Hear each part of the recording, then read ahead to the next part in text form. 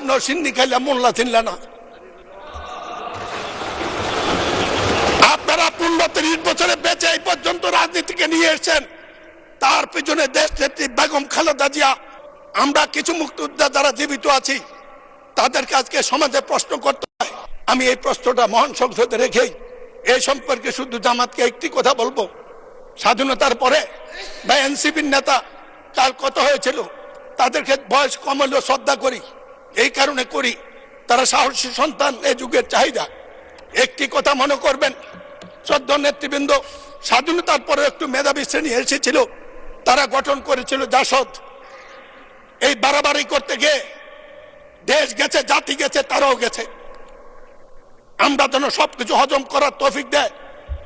আপনাদের উদ্দেশ্যে এই কথাটি রেখে 91 সংসদে আপনাদের সাথে কাজ করেছিলেন দেশনেত্রী বেগম খালেদা জিয়ার নেতৃত্বে। আপনারা যখন প্রশ্ন করেন, মনে হয় এই দেশে 15 বছর 20 বছর বিএনপি ছিল না।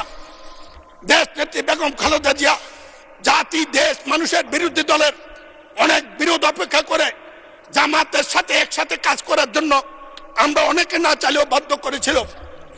আপনাদের নেতা অধ্যাপক, আপনাদের নেতা মাওলানা গোলাম সাবান মরহুম, আমি বলতে চাই, তিনি এই সংসদে একটি কথা বলেছিলেন, যার জন্য সিন্নি খাইলে মোল্লা চিনলে না। আপনারা 15-30 বছরে বেঁচে এই পর্যন্ত রাজনীতিকে নিয়ে এসেছেন, তার পিছনে দেশ নেত্রী বেগম খালেদা জিয়া। তার অবদানটুকু একটু স্মরণও করেন না।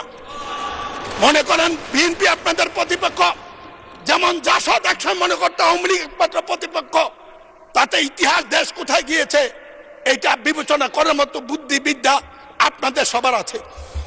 আমি শুধু বলবো, কয়বার জাতি সমক দেবে, আল্লাহ জাতিকে কয়বার সময় দেবে, আল্লাহ দিয়েও দেখেন, নিয়েও দেখেন।